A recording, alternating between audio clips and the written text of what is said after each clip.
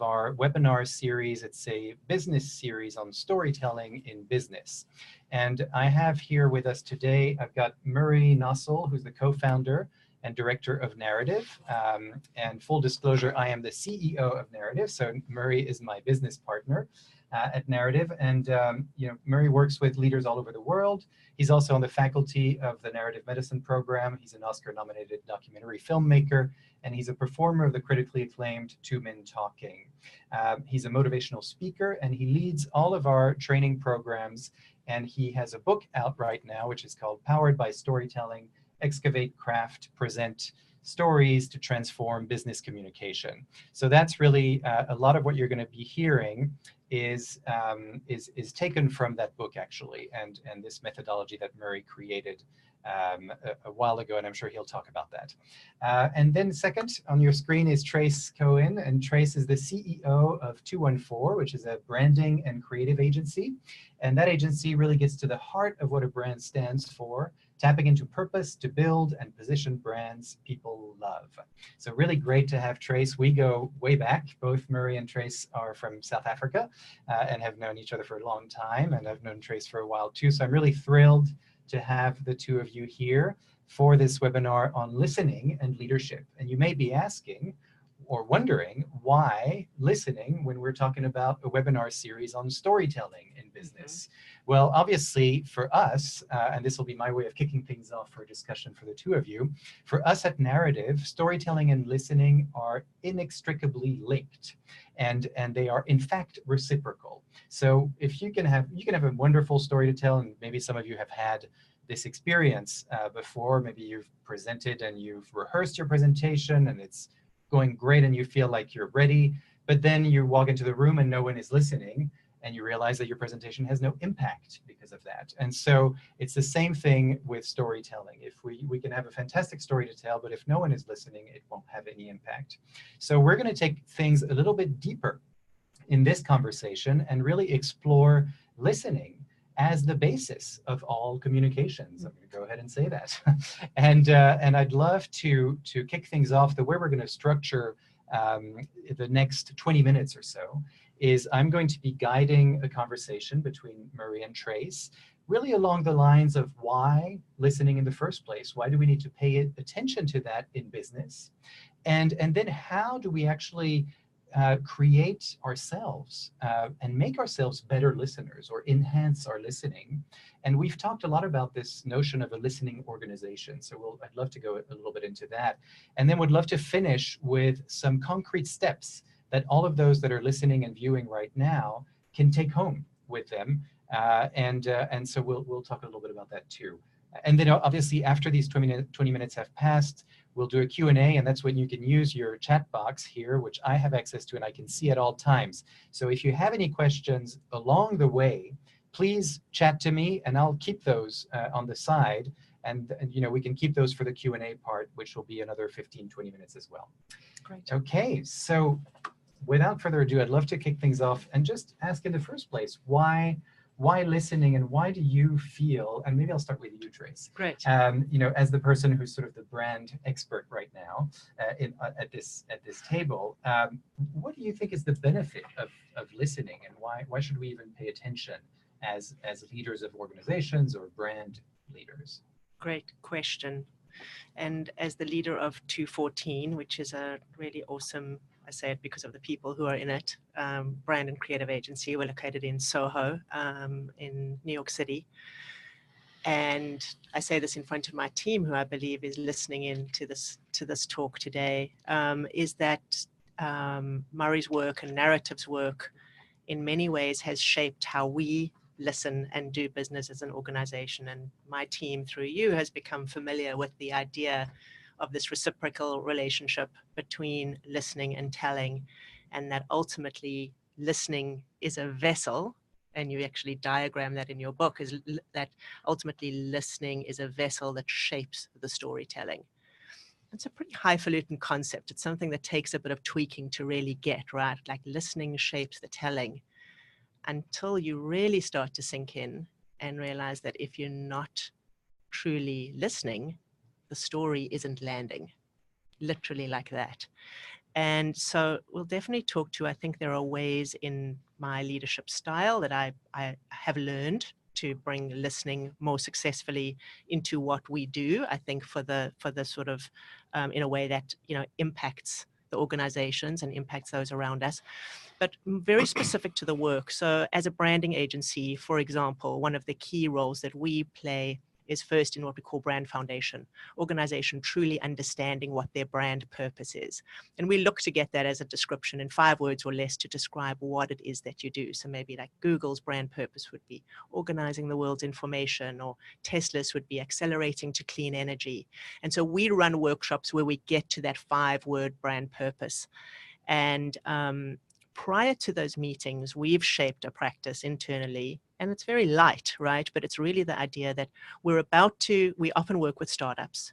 They're at the beginning of a new venture, or it's an existing business, and they actually don't know their purpose. They don't know what they stand for. They know what they're going to do, but they haven't got to the higher order idea that really is their North Star, shapes their thinking, and will ultimately shape the listening of their organization, a lens through which to filter all their actions.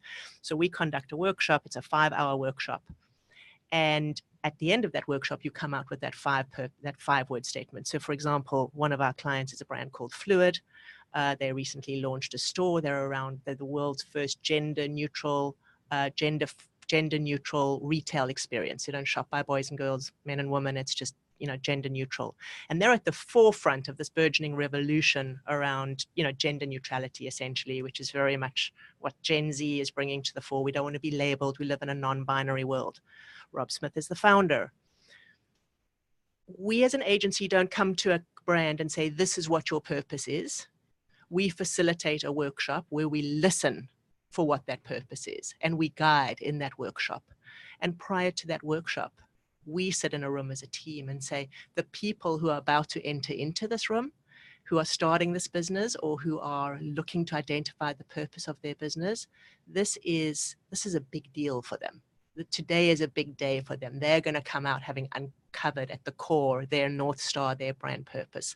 And our role in order to extract that or excavate that or birth that idea is to truly listen, not come up from a place of arrogance like we know, but to come from a place of deep listening so that our listening is tuned in throughout that 5-hour period.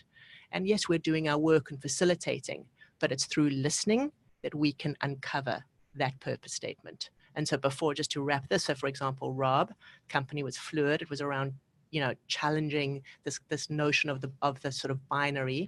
Their purpose evolved to be challenging boundaries with humanity. And it came out of the listening.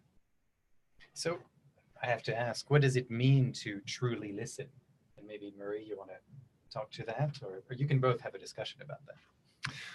Well, for me, listening is something that's so in this moment, and so when I think about listening, I'm actually thinking about listening right now in this moment. Mm-hmm. And the fact that you are shaping my listening because you're sitting right opposite me. Jerome is sitting at a monitor and he is shaping my listening because he's in the room with me. And I know that there are a lot of you out there who are listening. Some of you are in the UK, some of you are in Uganda. For some people it's the afternoon, for some people it's the early evening.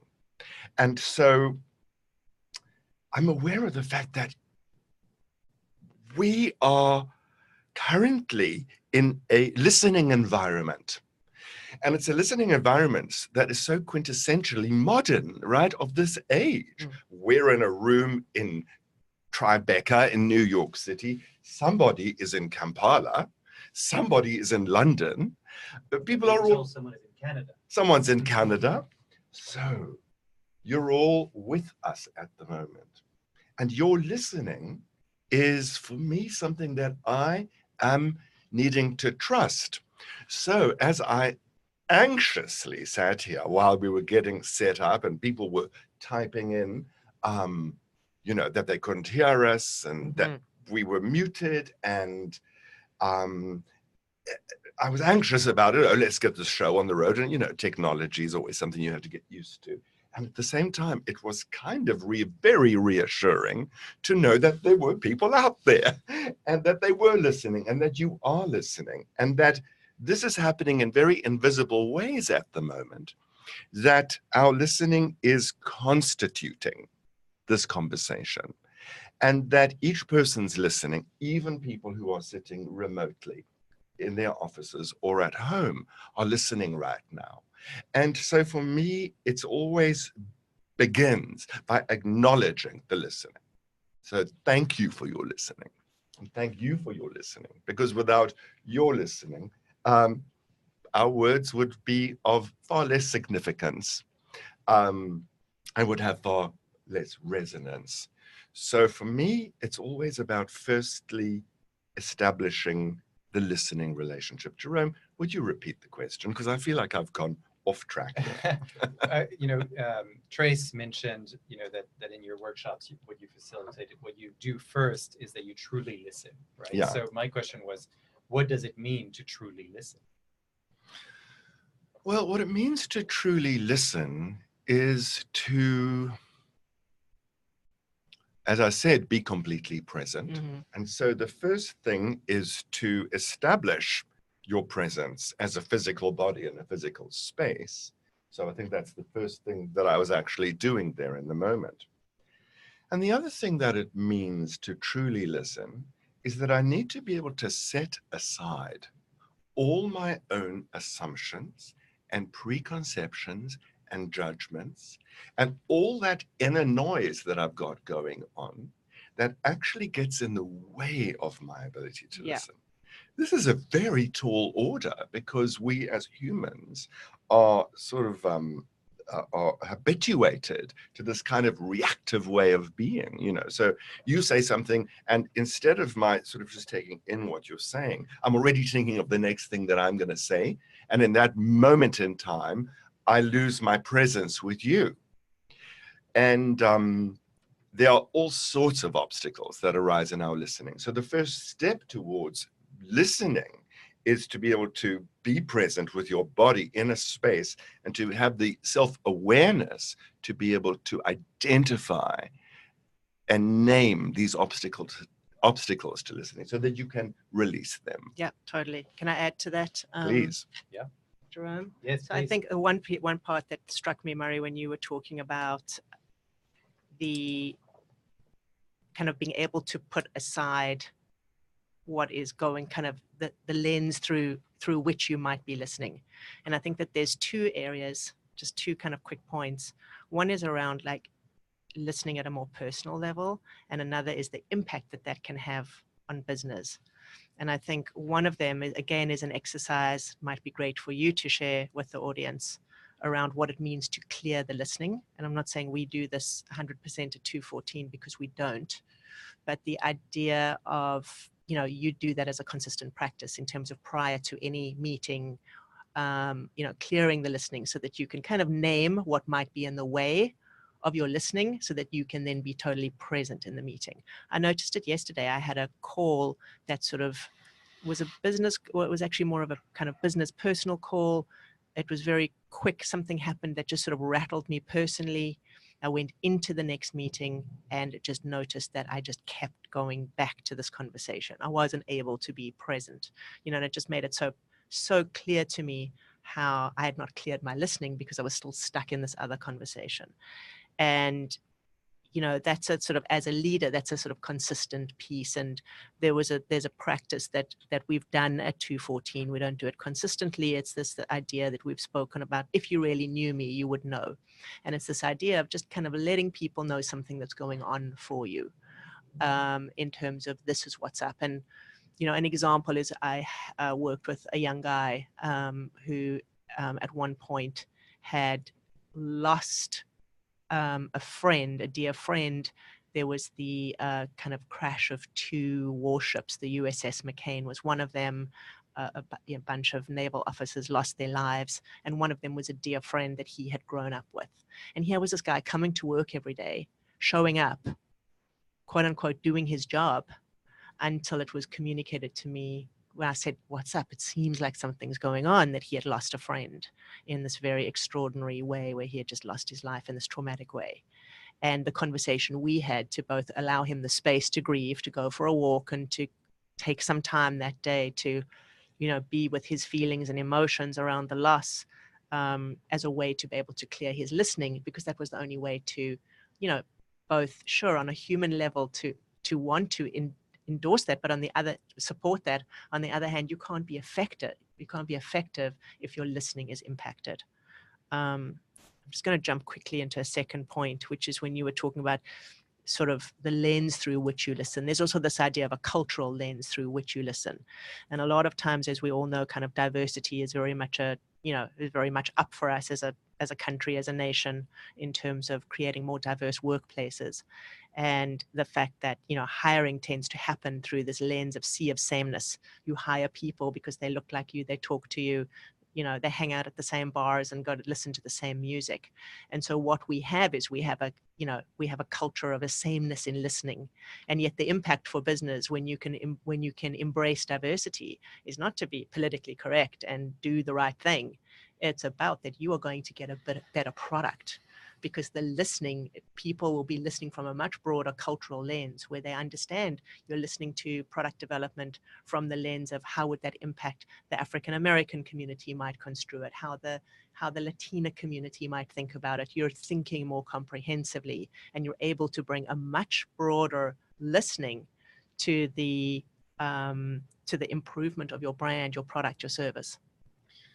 So what you're really saying there, Trace, is that listening begins with the individual in the company, and in between the team, there's listening as well, and that it radiates out from inside your company to your customers, to your clients. The listening begins inside, and that actually ends up having a ripple effect in the relationship that you have with your customers and the way that you radiate out your message into the world. Absolutely. I mean, I look at an organization, for example, like Zappos, whose mission is delivering happiness. And, that was one of the organizations that was breakthrough from the beginning, in terms of Zappos became known less about shoes and more about making their customers happy. Right. A story goes that a customer once spoke about how they were dying for a slice of pizza, and Zappos, the customer service person, had pizza delivered to their doorstep. And they are not in the business of delivering shoes. Like, they could have just been in the business of delivering shoes, but now they've been able to expand much more broadly in terms of their offering, in that they deliver happiness, and delivering happiness comes from being great listeners. So they differentiated from a customer service perspective hugely, in that what they were able to do was truly listen to their customer needs, and thus improve offering, service, product, broader experience, because they focused so intently on listening. So how does that, impact, because we're talking about leadership here, and I think there's a notion that leaders are people that are in positions of leadership.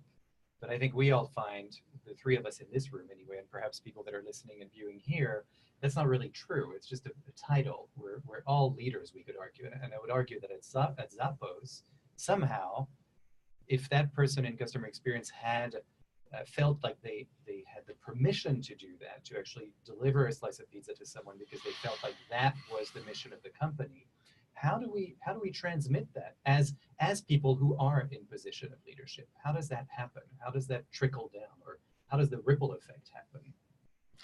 I'd like to give an example from within our company, where I am a leader. I'm, one of the founders of the company.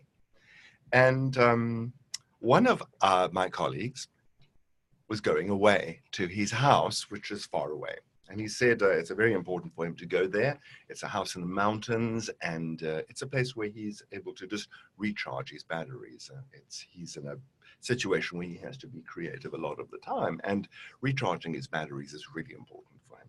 So he said, I'll be working from my house in the mountains.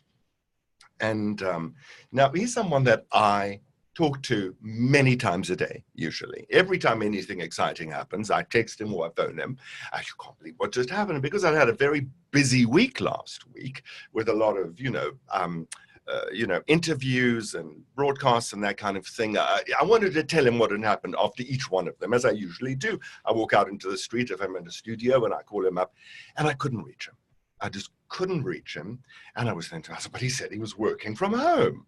Working from home, right? Working from his house in the mountains. Well, it turned out that his house in the mountains doesn't have very good telecommunications. And so we had to set up times to talk to one another. Well, a lot of things that happened for me last week ran over time. I had a meeting at McGraw-Hill. I was giving a lunchtime lecture, and then the executives took me out for lunch, and it went on for 2.5 hours. And so I wasn't in time for the call. And it was like, well, why should I be in time for the call? This is a work day, And I got more and more worked up about this. So that by the time he came back to the office yesterday, I could barely even face him to talk to him because I was so irritated. And then I was upset with myself for being irritated. Yeah. And it was just like, well, I should be able to just get over this. I mean, is it such a big deal? But I was very agitated. And then, because he's such an extraordinary human being and such an amazing colleague, and he does such a great deal of good work, I was just like, I can't bring this up. I just simply can't. Now, I'm the guy who wrote the listening clearing method, right? And here I am in my own company having such hesitation about doing it because I don't want to cause waves. But there's something I have to communicate. Yeah. And there's something structurally that has to change in our company in terms of, if you're away and you're remote, you need to let everyone know, just what the restrictions are going to be in terms of communication. But I was afraid. But I realized I had to do it. And I think this is what being a leader means, is you have to talk the walk. You have to be who you say you are. Mm-hmm. And that's being a leader, and it means taking a risk, the willingness to take a risk. You may upset someone. Well, I sat down with Sasha and I spoke to him and I said to him, this is what was there for me. And you were sharing it from your perspective. From my perspective, up for you. What was up for me. And he knows, because that's the way that this principle works. He knows that his only job, while I am saying what's up for me, in other words, what's an obstacle to my ability to listen to him, his only job is to listen quietly and to get it. And then once I'm finished, then he has a turn to tell me what's interrupting his listening. Now, it takes a huge amount of skill to be able to do what he's doing. Because I could be saying to him, I couldn't reach you last week. And he could just be thinking to himself, and what about those 20 hours a week I've been working for the last 6 weeks? And you just couldn't, he could just be getting really resentful and annoyed with me for having these thoughts and having these feelings.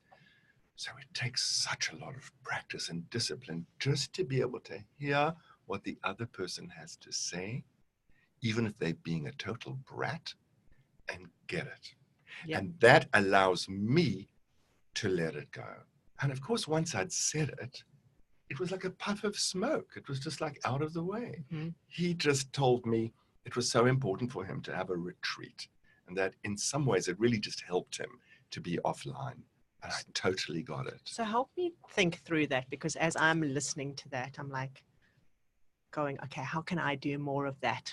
Even just with my colleagues and people that I work with, how can we bring more of that? So on the one hand, you're talking about, something that is, an age-old story, so to speak, right? In terms of like listening is just like, it's the basic, it's the foundation. If storytelling is the foundation of our sort of narrative as a social species, then listening is as old as that, right? Yeah.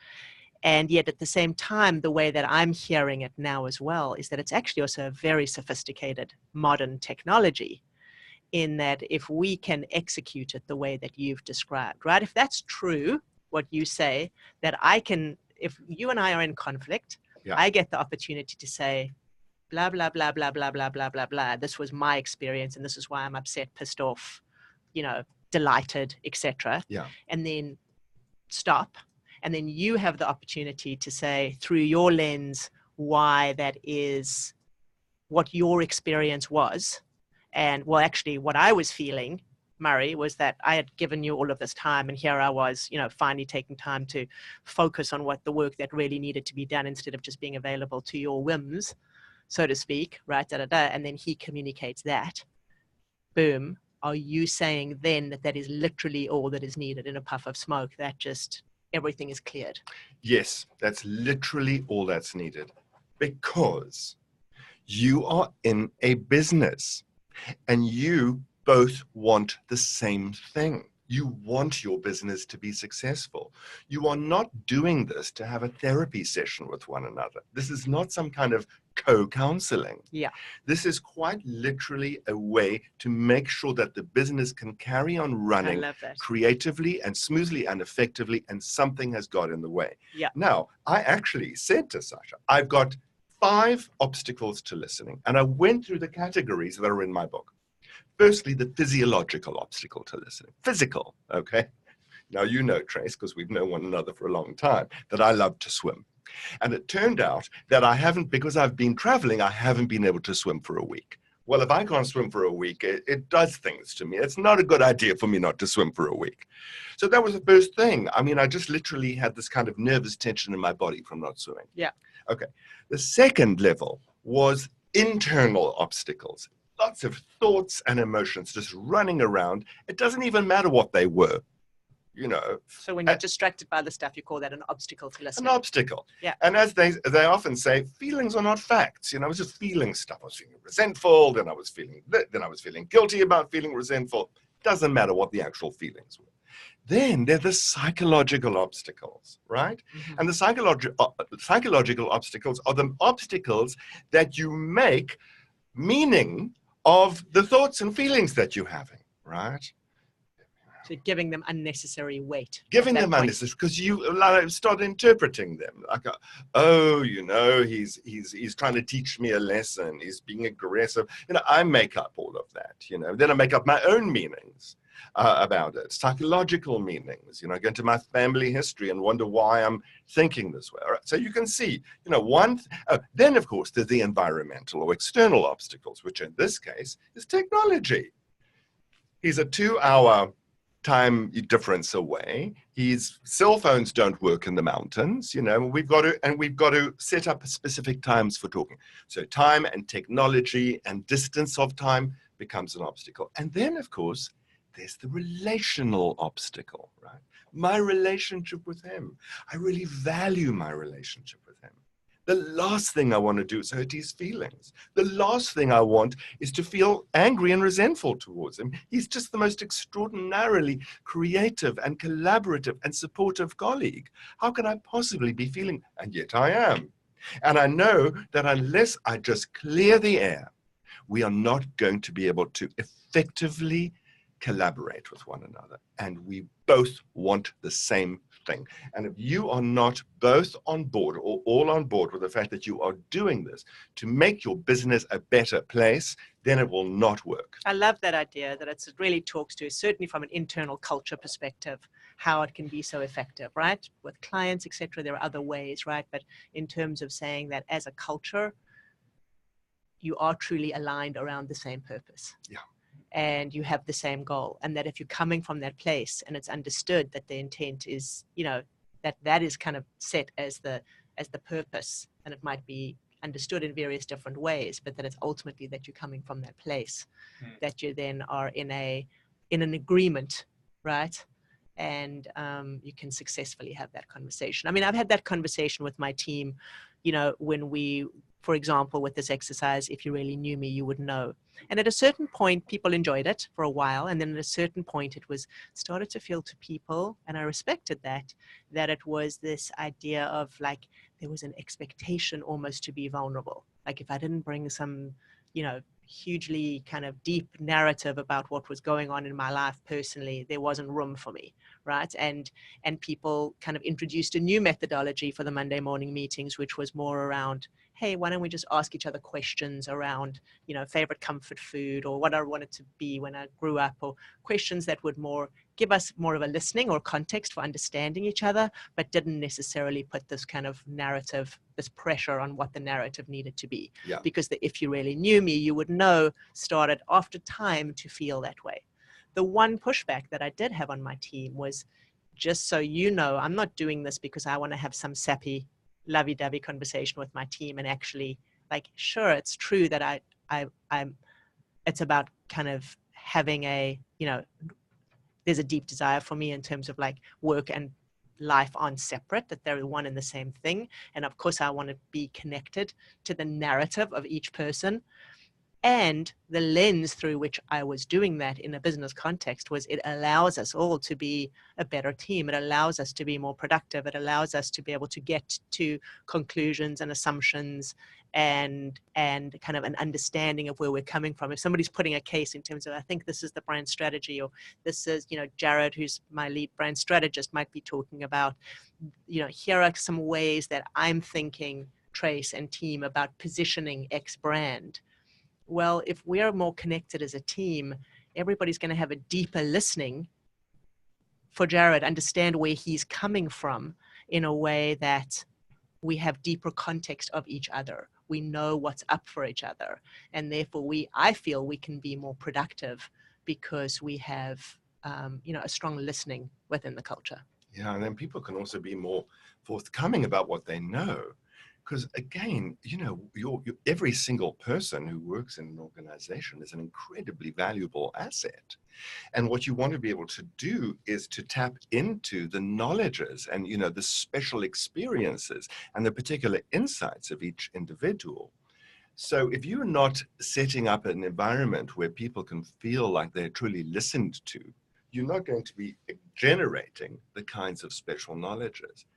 But one of the things that's going through my mind at the moment, and is even becoming an obstacle to my listening, Tell me, is I'm wondering what our listeners are. Perfect timing. How our listeners are listening to us. Like, Great. What effect is our speaking having on the listening? So let's check in and see what our speaking is creating in the listening. So I have sent a message through the chat box to actually ask people to send examples of obstacles to listening, as well as any questions or reflections that they're having based on what you've been talking about. I've had quite a few.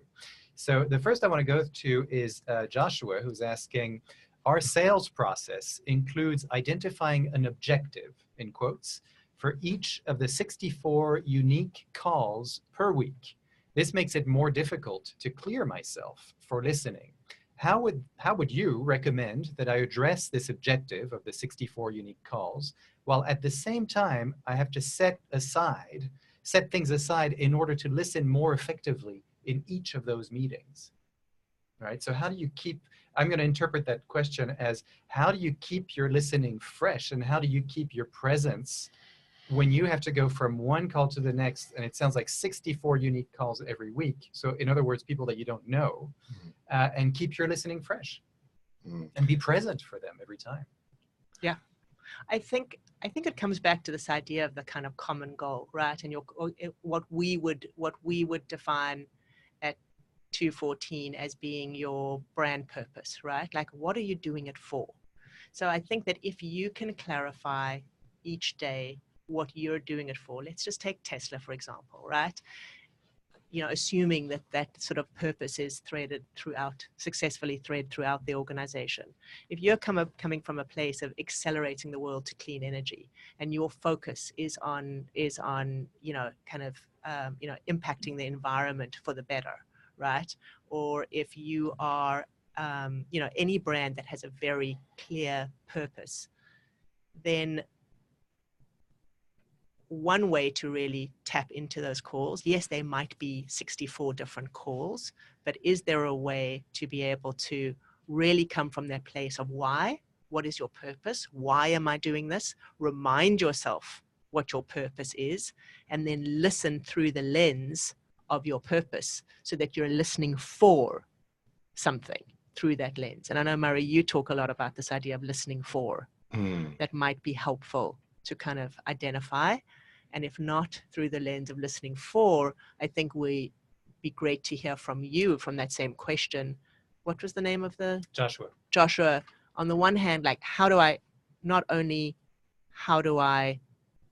listen for 64 different things? And I'm saying come from a singular purpose, but also in life, what does Joshua need to do to clear his listening before each call? Yes, and that's what I wanted to get to as well, Joshua. And I think it's really terrific that Trace... And by the way, Joshua is saying, yes, exactly, yes, yes. So we're on track. Oh, we're on track. Okay. And then, of course, Joshua, there's you as a physiological being. You're a body. Okay, and you need to literally Thank you for reminding manage. Mary's reminding us we are bodies. Yeah, we are bodies in space. I have when I was a psychologist, my supervisor once reminded me that I had a body not just to carry my head to work. So you're a whole body, and the first thing that I think is really very important for you is to be able to identify just what you've identified. That it's literally quite stressful on the body, on the physical body, to have to do these calls and to be able to have to listen to 64 calls per week. So just knowing and reminding yourself, hold on a second, this takes something. And to remind yourself to keep listening, to look at those physiological obstacles to listening. Like, what do you need to be doing to be able to be fully present? What do you mean? So do you mean like go for a swim? I mean, he can't go for a swim. So or is it then make sure that you're exercising at night, so you're taking care of yourself? Taking care of yourself, definitely. Yeah. Making sure that you are not hungry when you're doing it. That's a really like a big obstacle to listening. If you're hungry, or if you're thirsty, or if just your basic needs aren't taken care of. Then the other thing is just the breath.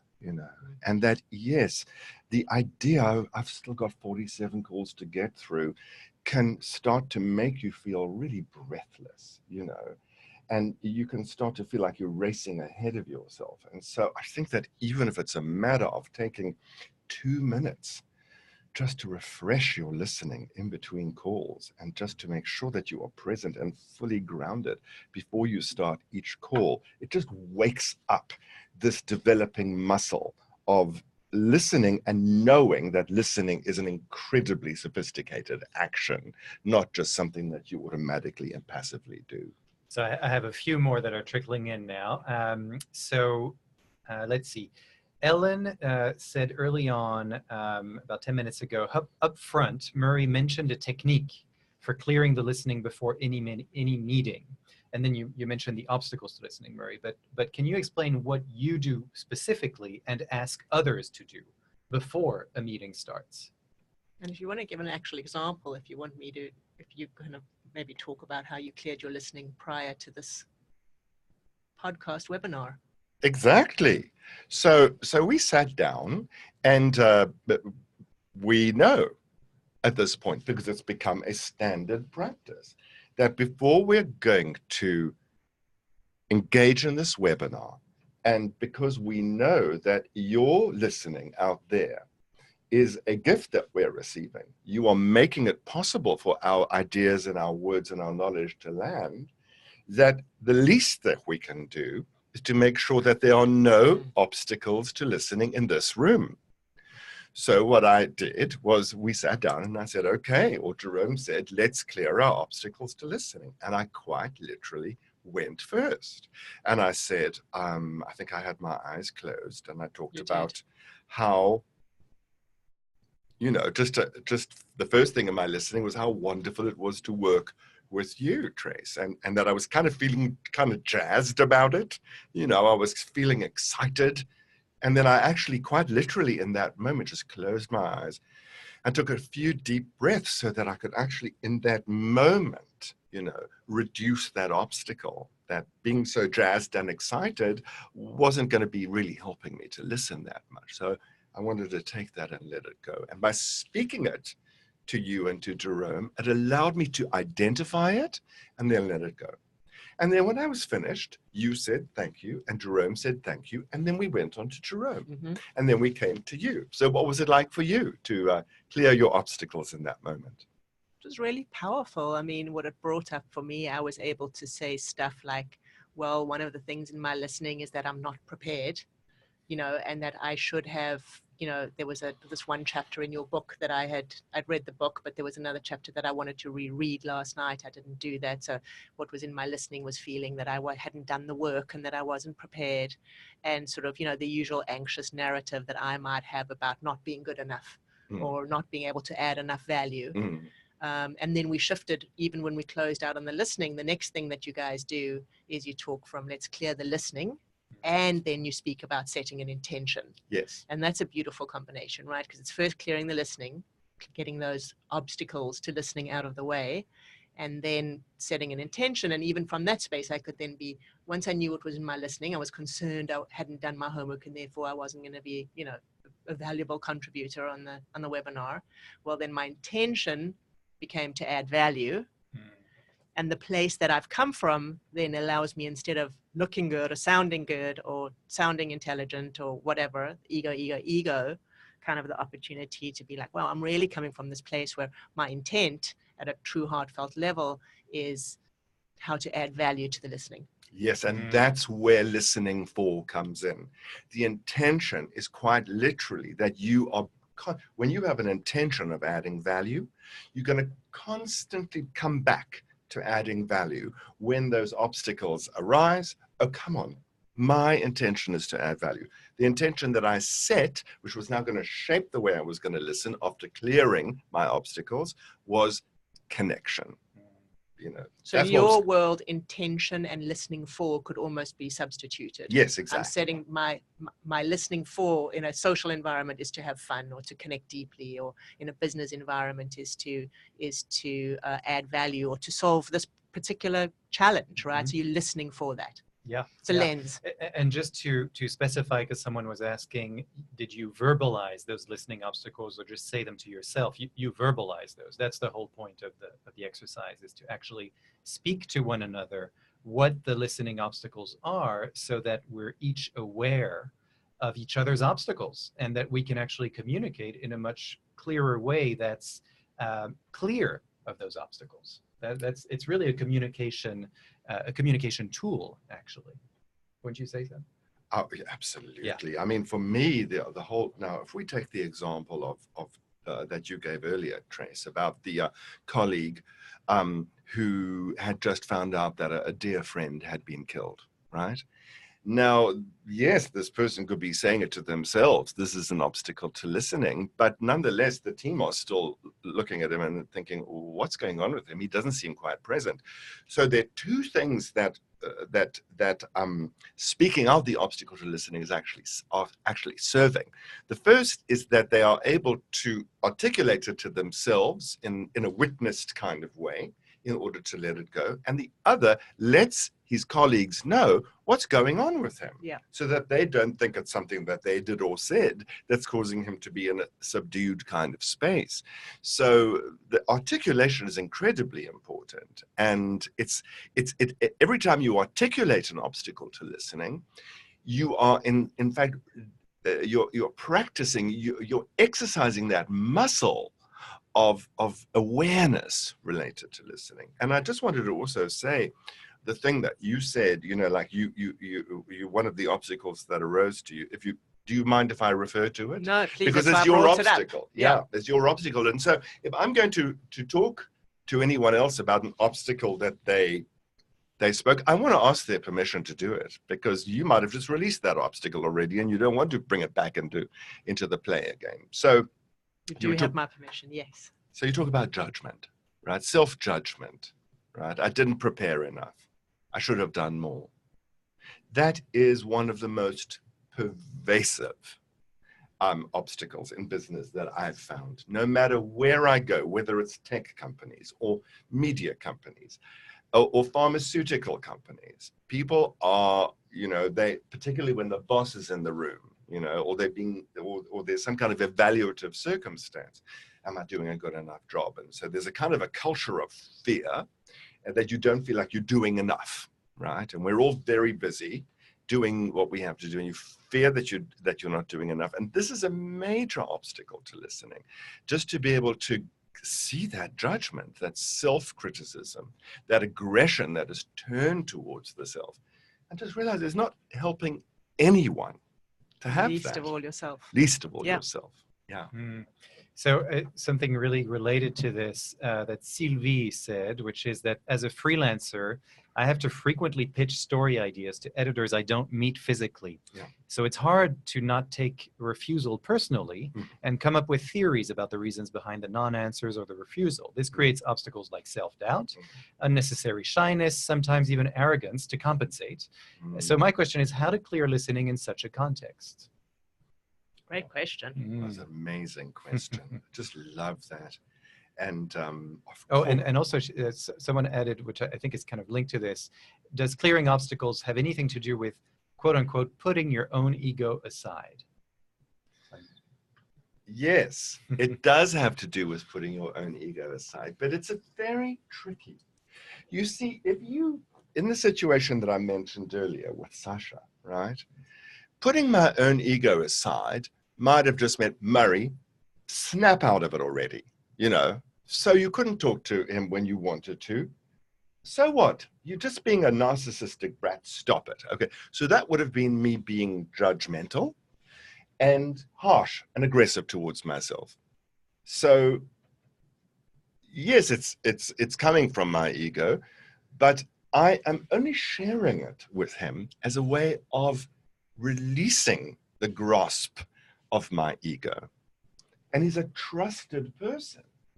So I know that he's going to listen with kindness and compassion to what I'm saying. He's on some level going to realize it has nothing to do with him. So the same in your situation, Sylvie. You see, it has nothing to do with you, but it's hard, particularly when you're a freelancer working on your own, not to take that kind of thing personally. So I think that when you are a freelancer, it's very helpful to have a group of people, other people who are maybe in the same field as you are, or maybe not even in the same field, where you can at least be meeting up once a week, maybe, and creating these kinds of contexts where you can be talking about what's going on in your respective single member businesses so that you have an opportunity to speak these things out aloud. So I would say it's important to create that kind of community, even if there's one other person that you can have as your kind of action partner to do that with. And of course, if you don't have that available, then, you know, just sort of sitting with your notebook and like writing it out, you know, these are currently my obstacles to listening. I do that. Let's say that I'm on tour and I'm you know, having to talk to a group of people in a strange city, and I don't have anyone to clear my listening with, then I just write it out for myself and set my intention for myself. But I think that you've really caught something really,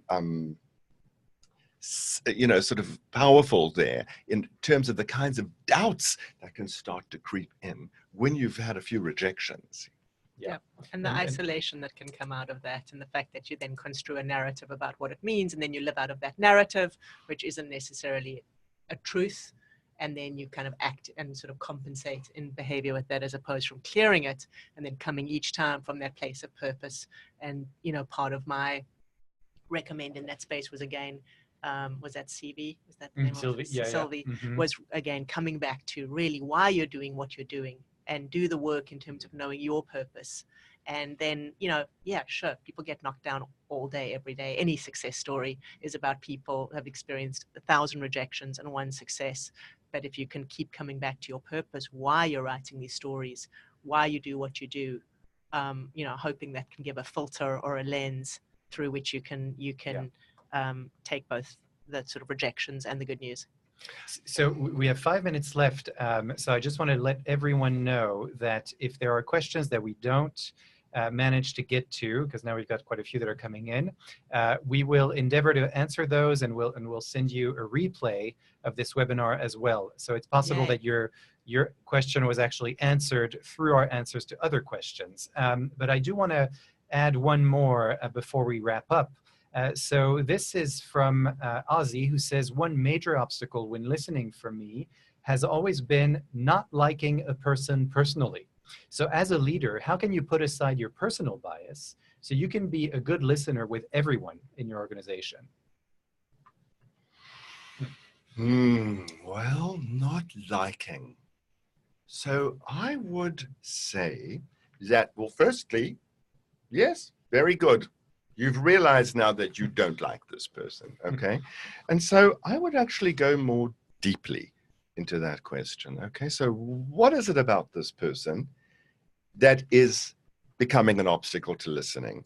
So not like is a kind of an abstract term, and it might cover a lot of bases, you know. So what exactly are the obstacles that constellate around not liking? Okay, so are they emotional obstacles? You know, do you have some kind of reaction to this person emotionally, or are they, you know, are there a lot of thoughts and judgments occurring? You know, and you may need to look a little bit more deeply into, like, how did this obstacle actually arise for me? So, for instance, a person might not be responding to you very well when you talk to them, and when you have conversations with them. And so you feel kind of frustrated. You wonder if they're being aggressive, and you don't like them. So what I'm trying to say here is get underneath the not like and sort of try to see what else there is, and then try to explore a little bit around what might even be the origins of that obstacle to listening. Did that person once upon a time do something that sort of really annoyed you or ticked you off? Is there something you need to say to that person? You know, is there somebody else that you need to talk to about that person? And my experience, particularly of being in the old days when I was a clinical psychologist, is I used to find that if I was really willing to listen to someone and hear their perspective and their point of view, there were very few people that I actually didn't like ultimately, or just couldn't sort of just be with. So I think that sometimes the answer to not liking someone as a leader is actually paradoxically to listen to them and to ask them what's going on for them. I'm not saying this is easy. I think that's really powerful, as you say, to sort of identify what are the obstacles to your listening that have you not like this person, like what's going on for you. And then I think that, you know, this kind of goes a little bit back to the ego thing. I think that the sort of imperative is the sort of dangerous side of that, to me, of the not liking kind of often comes in what we have to watch out for. That becomes kind of, you know, if you don't like someone and you have an opinion about it, then do you look to kind of gain the sort of the following of others to align with your POV? And that can be, you know, we're in the client service business and there are things that we don't like. There is feedback we wish was more clear. There are clients that we wish would appreciate more. There is, you know, there's so many things that we could kind of put your guard up in terms of, you know, clients who straight up just don't like things, and you get out of a meeting and you put in hours of work and they don't like anything, right? So they can start to become this lens of I don't like.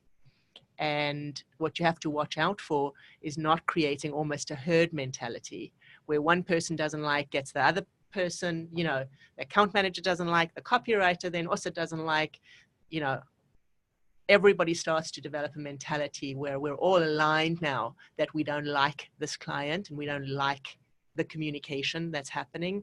And then that creates really many obstacles for listening, because then you're shutting down possibility for what's possible in terms of getting back to your intention and your purpose and creating great work, building brands from a place of heart, really kind of, you know, being how you really want to be in the world, which is doing great work, not creating obstacles and resentments. We have 1 minute. So okay, this is just such a wonderful point. And it's really something, you know, one of my intentions today, I had two intentions, connection and discovery. You did. And the discovery that I've just made through listening to you, and this is how it works, folks. If you are really listening, you will discover something. So what you just said, it's just like, wow, you're absolutely right. Now, and what we're doing when we look to get others to agree with us about our judgment and our opinion, because that's what it is, right? Is that instead of allowing that's not a clearing of the listening. That's not saying what you want to say so that you can release it. That's pouring fuel over the obstacle, making it much bigger. You're actually creating a bigger obstacle. And how often do we do that when we're frustrated? We try to justify why we're frustrated rather than say my frustration alerts me to something that's going on in the business, and my job is to release it, not to hold on to it.